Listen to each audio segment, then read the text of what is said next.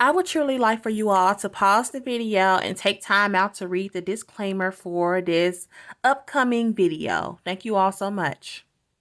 So, yeah, I hope everyone is doing well on today, tonight, wherever you may be, or whatever. So, today we're going to be watching part 11 of Who the F Did I Marry? So, without further ado, let's jump right into it, you guys. Get everything set up. And that's why I heard saying like she going to be talking about his family background. And let's get it. All right, part 11. So, for this part, I'm just going to give you some backstory on the family. Okay. Pause all the stuff about the house, pause the stuff about the car. Okay. This is backstory on his family, my ex-husband's family. All right, follow me. My ex-husband's parents, mom and dad, are both deceased. Mom passed away from cancer. Dad passed away shortly after her. I'm not sure what he passed away from. So he has a number of siblings. He has two, with his parents, he has two siblings, two brothers. One is older, lives in Philly. One is younger by 2 years, lives in Nashville. He has two sisters. One, Shantae, is older, lives in Douglasville with her husband and two kids, a boy and a girl. Younger sister, Kim, is the baby, lives in Augusta with her husband.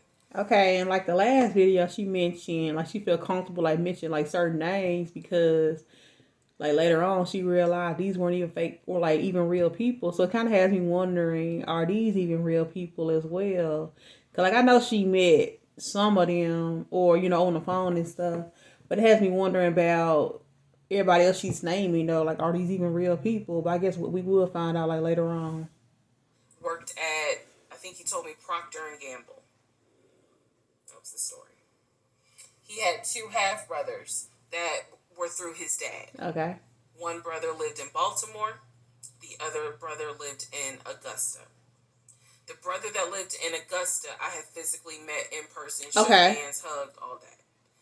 The brother that lived in Baltimore, I have FaceTimed with. Okay, you have to saw him. Talked to him. Okay. The brother that lived in Philly, the older brother that he looked up to, I have never talked to him on the phone. I would always talk to him through my ex-husband. So the conversation would be like, "Hey, babe, brother so-and-so said, hey," he didn't call him brother so-and-so. We'll call him John. Is he even a real John person, though? Hey. Once again. Hey, John. I would be in the bathroom doing my hair, brushing my teeth. Hey, John. And he'd be like, "Did you hear?" He said, "How you doing?" I was like, "I'm good. How's he doing?" But did she hear him, though? That's just me. And so he would relay back and forth. Okay. He talked to John every day from starting around July. He sure stay on the phone, though. He would talk to John. He tight-knit with his family, okay. We both would be getting ready for work, and he would be on the phone with John. Okay. They would be talking for 30, 40 minutes. Okay. Talking about football. Talking about other siblings. They would be talking about cars. It was really like not a big deal. They would talk about the brother in Baltimore. They would talk about the brother in Augusta. Okay. And then they would reminisce. This is the conversations I could hear. Let me explain. When I say I can hear a conversation, what that means is I am physically standing near him or next to him where I could hear him. Okay. With the phone up to his ear. Okay. Talking to someone, because it wasn't me. Okay, so it has me wondering, like, has he ever had them on speaker or anything? Because I kind of see where she's going with this whole phone call thing. Like, it's almost seeming like they're just not existent. But we gonna see, though. Okay. I may not hear the other person because the phone call may not be on speakerphone. But what I hear is, for example, I hear, "Hey, man, what y'all doing?" "Oh, for real? Y'all barbecuing this weekend? What y'all making?" That's what's up. "Nah, I think me and her gonna stay in this weekend because, these numbers is looking crazy with COVID." Yeah, she over here. She's just sitting right here. She watched the TV. Okay, hold on. John said, hey. Hey, John. You heard her? Okay. All right, bro. I just wanted to check in on you. That's the type of conversation I'm explaining. Okay. Okay, so I hope that that gives a little more clarity. Yeah, I kind of get about it. the type of conversations I'm hearing. Okay. So, but she never heard John though. Okay, so that's how he would talk to his siblings. Okay. The grandmother passed away. He called me around April or May and told me that his grandmother passed away. His grandmother, on his dad's side, had died suddenly from COVID. Okay. She had symptoms. She went to bed and did not wake up. He was. Yeah, that COVID stuff was like no joke. Like me and my husband both ended up contracting COVID. I want to say it was like a year after it had became a thing. But the only thing about me and COVID, y'all know how everybody lost like their appetite. It seemed like COVID actually made me more hungry and stuff. But yeah, but that COVID stuff was like nothing to play with though. It really just wasn't. Like it's like one of like the worst feelings in the world. Like talk about having like a terrible headache. I want to say I had it for about near 2 weeks or something like that. But yeah, but like it happened though. And I always hoped and prayed I never caught it again, y'all. Cause that COVID stuff, like I said, it just wasn't a joke. Was distraught. He was crying. He wasn't eating. He was just sitting there, listening to music, not watching TV, just sad because he was like, my grandmother was always my support system. So, from what I saw, it really bothered him. Okay. I did not think anything of it. I'm one of those people. If you tell me somebody in your family passed away, I'm gonna believe you. Of course. I don't play about that. Nothing to play about, right? And I guess I expect other people don't either. Be surprised. However, that is not the same for everyone else. But we'll get there. Okay. So, family. He had his sister Shantae who lived in Douglasville. Like I said, she was married with 2 kids. Apparently, she was a nurse. So when I had my miscarriage, that was a sister that he was like, my sister will take you to the hospital. Like, that's what family does. Okay? I had never met Shantae. Exactly. I've been on the phone, I've been around him when he was on the phone with Shantae. Have you ever heard her? Heard her part of the conversation.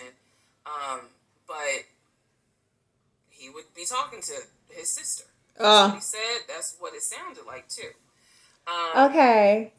So let's just say, for instance, this whole Shantae person isn't a real person. Y'all remember she had to go to the hospital and stuff, right? And I'm not sure if Shantae was the one that both been taking her. So it kind of has me wondering, though. Let's say she was the one that both been taking her. Let's say she like non-existent. Like, how would he have explained that though? Like, if she doesn't exist, like, would something have came up or something, or what? Because that's what I'm really getting from it. It's almost like she's saying these people just aren't existing though. It's how she's like describing these phone calls and stuff. Like, she always heard his end, but she never heard their end. So now, what is interesting is that we lived maybe 40 minutes away from Douglasville. Okay. So there were plenty of times that he had invited me to go with him to his sister's house. Okay, let me tell you how this would always work out. Total times he invited me was probably 3 times. Okay, 3 times. For different barbecues or whatnot. The first time he invited me, I was like, no, I ain't going. Because again, COVID. And she's a nurse. Hell no. Right. The second time, he was like, yeah, she invited us, but I don't think we should go because COVID. No. The third time, I agreed to go. I was like, absolutely, I'll go meet your sister. Like, that'd be great. So it came up. On our way to her house. Got a call then. Got a call. To go see the sister. Apparently, he got a phone call. The phone was always like on vibrate. I'm streaming. But he got a phone call and he told me that something came up, and so she had to cancel the barbecue, to get together, whatever. And so I was just like, oh man, okay, well, hopefully we can go another time. It didn't happen close enough for me to have red flags. Yeah, if that makes sense. But at this point, as y'all probably like, girl, you so blind. But again, I didn't think anything of it because it's like, okay, it fell through. We'll see. We'll reschedule. Exactly. Things happen. Life happens. And so we just went out to eat, and then he talked to another brother, the brother from Augusta that he said on speakerphone. So it was like, I didn't think anything of it. I really didn't. That's crazy. Man, and the more I talk about it, the more I realize, like, I'm not a dumb person. I really feel her on that because it's just like, why would you make that up? So she would have no reason but to believe him because that's like nothing to pretend about. Like, okay. But it just never dawned on me the things that you have to now investigate. Most definitely. It didn't dawn on me. But nevertheless, that is the backstory for his family. Okay. Right? Grandmother passed away. 3 weeks later, he called me and told me his uncle had passed away. Wow. The uncle had tested positive, had to go into the hospital, and he died. Now, yeah, I'm really hoping he's like not making these things up because that death is like nothing to like play about. Like, why would you lie about that? So I'm hoping he's being for real about this because how it seems, this man is really a liar. I'm already picking up on this. Like, he seems to be a liar. It was a bit of a red flag. It was a bit of a red flag, but like I said, I don't play about death. Exactly. So I was just like, wow. Everybody. Because of these two deaths, he became a stickler about COVID. And when I mean a stickler, wear your mask, wear gloves, hand sanitize, wash your hands. Like, he was annoying about making sure neither one of us caught COVID. I get it. So now I'm going to give you the backstory in regards to what I was told with the ex-wife. Okay. Oh, wait. Yeah, we really are getting down through there. So I know I keep saying this, but it's like after each part or whatever, we just learn like more and more about this man. But comment down below and like let me know how you all feel about this series so far. And I'll catch you all on the next video. Take care.